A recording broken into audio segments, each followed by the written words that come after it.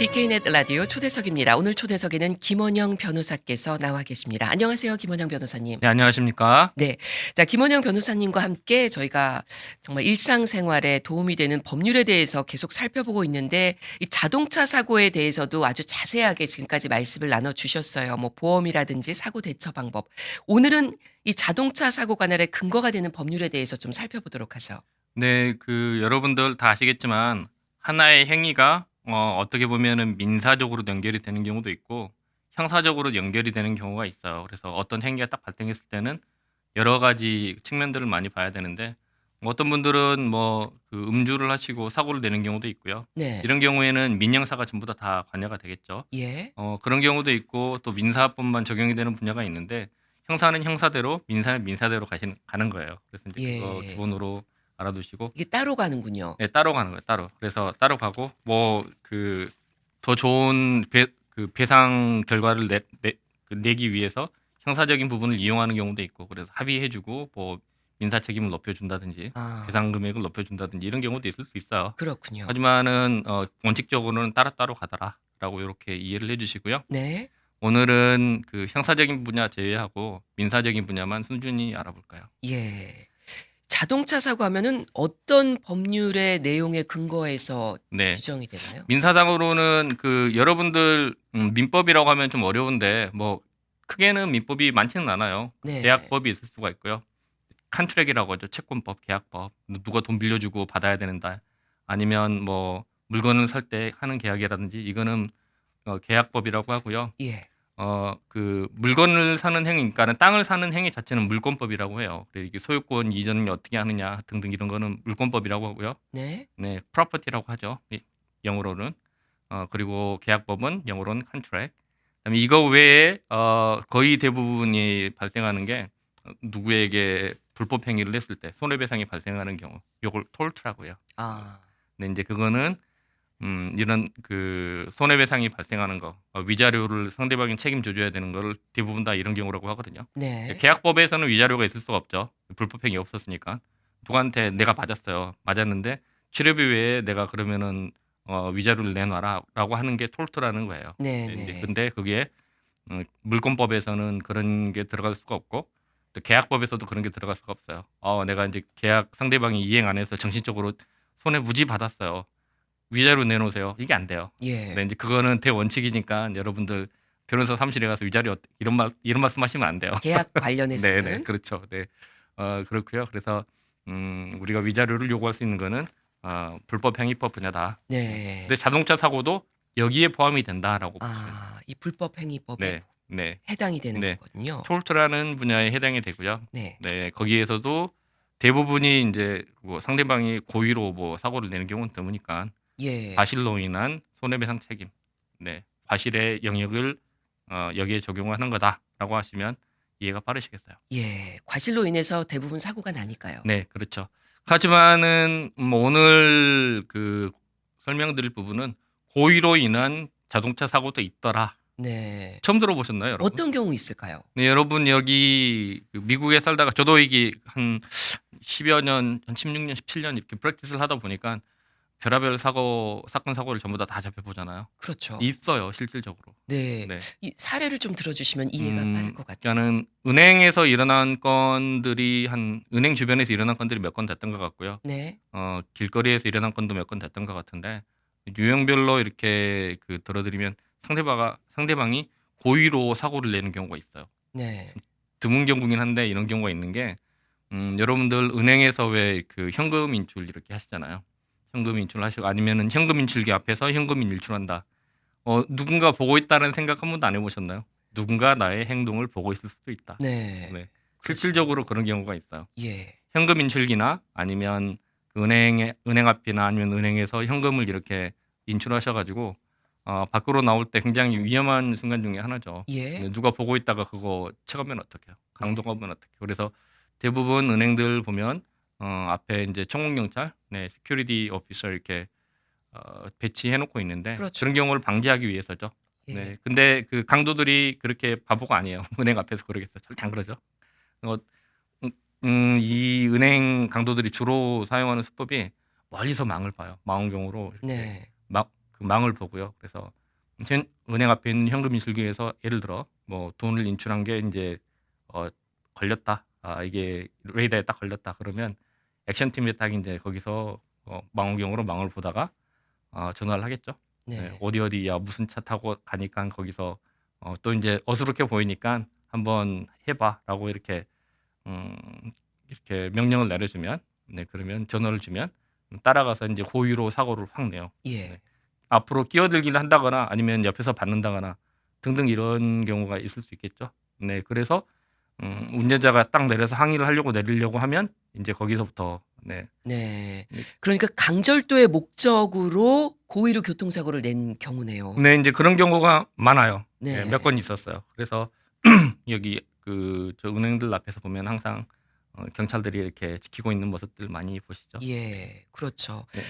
사고를 당했을 때는 뭐 경황도 없으니까 일단은 차 밖으로 나오게 되는데 그때 내가 은행에서 인출한 그 현금 다발을 이제 절도당하는 그런 네, 케이스네요. 그렇죠. 근데 여러분 하나 아셔야 될 게 자동차 사고 이때 뭐 그 블랙박스 이런 게 있으면 범인 얼굴도 찍히고 뭐 번호판도 찍히고 해서 잡을 수 있는 확률이 조금 높아지기는 해요. 네. 예, 그래서 블랙박스 달라고 하는 거고요. 대부분 이런 차들 보면은 또 대포 차들이 또 많아요. 번호판, 예. 네, 번호판 이렇게 다는 걸로, 예, 뭐 의미 가짜 없는, 번호판을 네네, 다는 거죠. 가짜 번호판 달고 이제 이렇게 나오는 경우도 많기 때문에 얼마나 도움이 될지 모르겠는데 아무튼 그렇게까지 생각 못한 범인들은 잡힐 수도 있더라라고 예. 이렇게 보시고요. 예, 중요한 말씀 해주셨어요. 뭐 교통사고 관련한 지금 법률 말씀하시지만 또 일상생활에서 정말 은행 가셔서 네. 현금 인출하셨을 때는 정말 조심하셔야겠네요. 네, 이거 라버리죠. 이제 라버리니까 이 라버들을 이렇게 그 강도들을 잡을 수 있는 그런 근거가 이제 블랙박스다라고 네. 아시고, 예. 그리고 그러니까는 그 나의 뭐 신체적인 데미지라든지 아니면 위자료를 청구할 때도 네. 기준이 되더라. 예. 그런 그렇죠. 증거가 될 수 있으니까 예. 블랙박스는 다시는 게 좋겠죠. 예. 보통 그런 경우는 뭔가 신체에도 다칠 수가 있잖아요. 네, 몸싸움 자동차 나가면 사고가 강도가 났으면 되는 건데. 그렇죠. 자동차 예. 사고가 났으면 나고 난 다음에 내가 자동차 사고로 인한 신체가 이렇게 다쳤을 수도 있고요. 예. 또 강도가 또 나를 때렸을 수도 있어요. 네, 그죠? 그럴 수도 있죠. 네, 이런 경우에 전부 다 자동차 그 사고로 인한 손해배상과 함께 이렇게 네. 적용이 되는 경우가 많고요. 예. 이때도 여러분 하나 알아두셔야 될 게 히든런으로 이렇게 통상 간주가 돼요. 그래서 이제 그렇게 똑같은 법리가 적용이 되기 때문에 UM이 여기서 커버가 되나요? uninsured motorist claim으로 우리가 커버할 수 있더라라고 예. 아셔야 돼요. 자, 지금 이제 고의로 인한 불법 행위의 교통사고 말씀해 주신데 이런 경우 외에 또 다른 경우도 있나요? 네, 네, 이 경우 외에 넘어가기 전에 조금 더 이제 이야기를 드리면 네. 현금을 인출을 하시잖아요. 예. 근데 현금은 우리가 법적으로 이렇게 그 UM 적용하더라도 리커버하기는 어려워요. 네. 왜냐하면 자동차 손해배상은 자동차 파손된 거, 네. 그 안에 있는 물건이 파손된 거 등등 이런 네. 거를 커버해 주는 거지 상대방이 절도를 했다 이런 경우까지 커버해 주는 건 아니잖아. 그래서 통상 네. 증명의 문제도 생기고요. 그다음에 이 이제 절도 거기까지는 피해는 안 해준다. 네, 아니다. 보상을. 네, 현금일 경우. 네, 현금일 경우. 그렇죠. 다른 거는 뭐 체크라든지 스표도 그런 당연히 거는 그것도 아니고. 추적이 되지만 그거는 네. 뭐 다른 어떤 교통사고 법이 아닌 다른 쪽으로. 네, 네, 그렇죠. 이제 다른 법률이 적용이 돼서 그 강도한테 받아야 되더라. 네, 예. 네, 그렇게 하시면 되겠어요. 알겠습니다. 안 그러면은 보험회사가 어떻게 존립이 안 되겠죠. 네, 보험회사에서 커버해 주는 것은 자동차라든지 네. 몸의 그런 데미지. 네, 네. 예. 네, 그렇게 이해를 하시면 되겠고요. 또 하나는 저희가 이제 드물게 생기는 경우인데요. 예. intentional fault라고 하는데 이제 고의로 사고를 내시는 분이 또 하나 범주가 또 있어요. 어떤 걸까요? 저는 자살하시려고 하시는 분들, 네, death wish라고 하죠. 죽고 싶은데 그러니까는 총기로 이게 아침부터 죄송합니다. 이렇게 총기로 자살할 수 있는 그런 환경도 안 되고 약물도 없고 굉장히 혼자 죽기는 싫고 그래서 역주행하시는 분들이 있어요. 네. 자살을 목적으로. 네. 그런 근데 경우가 다른 사람도 같이 이제. 네. 그냥 동기어진이라고 해야 다치거나 되나 뭐라고 해야 되나 되는 거죠. 이런 경우는 이제 참 안타까운 경우인데요. 네. 그런 경우가 실제로 몇 건이 있었어요. 네. 그런 경우도 이제 고의로 인한 불법 행위가. 그렇죠. 되는 이제 이것도 고의로 인한 불법 행위인 거예요. 왜냐하면은 고의로 사고를 내서 나도 죽고 내가 죽고 싶은데 뭐 상대방이 죽거나 말거나 네. 네. 이런 경우가 있을 수 있거든요. 그런 경우도 이제 보험회사에서 커버가 네, 요것도 이제 상대방이 보험이 없는 경우에는 UM으로 가는 수밖에 없고요. 네. 뭐 통상 그런 경우가 많아요. 보험도 없더라고요. 통상 보면. 그럴 가능성이 네. 높겠죠. 근데 이제 보험이 있으면 그 상대방 보험으로 가게 되는 거예요. 예. 영키에 살아남았을 경우. 아. 그렇죠. 자, 또 궁금한 게요, 변호사님. 이 교통사고 당했을 때 면책되는 경우도 있을까요? 네, 그래서 평소에 본인 보호를 잘하라고 이야기를 해놓는 게, 네. 그 교통사고 케이스 중에 아주 특이한 경우들이 있을 수 있어요. 예. 아주 특이한 경우가 뭐냐면, 우리 다 사람이잖아요. 우리도 언젠가는 한 번은 블랙아웃 상태에 빠질 때가 있어. 운전 중에. 그럴 수 나도 있겠죠. 나도 나한테 이제 이런 상황이 오리라고는 한 번도 생각 안 했는데, 갑자기 운전하다 의식을 잃는 경우. 네, 갑자기 운전하다 의식을 잃는 경우가 있을 수 있어요. 네. 여러 가지 뭐 원인이 있을 수 있는데, 예를 들어서 뭐 브레인 튜머가 있다고 생각해봐요. 뭐 브레인 튜머를 한국말로 뭐라고 그래야 되죠? 이제 뇌종양. 뇌종양, 예. 예, 뇌종양이 평소에 있는지 몰랐는데 자기도 모르게. 갑자기 그 뇌종양이 갑자기 뭐 트리거가 돼서 예. 갑자기 운전하다 블랙아웃 상태가 빠질 수도 있고요. 음. 그럴 수 있잖아요. 근데 나는 평소에 전혀 몰랐어요. 네. 뭐 알지도 못했고, 아니면 평소에 건강검진을 갔는데 닥터도 못 잡아냈다. 이럴 수 예. 있잖아요. 가끔 이제 영화에 보면 그런 장면이 나오는데 네, 그렇게 돼서 사고가 날 수도 있잖아요. 네. 그 영화 같은 한 장면이 실제로 발생할 수 있어요. 예. 뭐 그리고 여러 사람이 운전을 하다 보니까 그럴 수가 있는데, 그런 분들에게는 책임을 못 물어요. 아. 왜냐하면 불법행위법의 기본이 되는 게 상대방의 고의나 과실 책임이 있어야 돼요. 네. 근데 이런 경우에는 상대방이 고의로 한 것도 아니고, 상대방이 내가 이런 평소에 브레인 튜머가 있었는지 알 수도 없었잖아요. 그리고 네. 내가 약을 닥터가 먹으라고 했는데 안 먹었어요. 근데 과실이죠.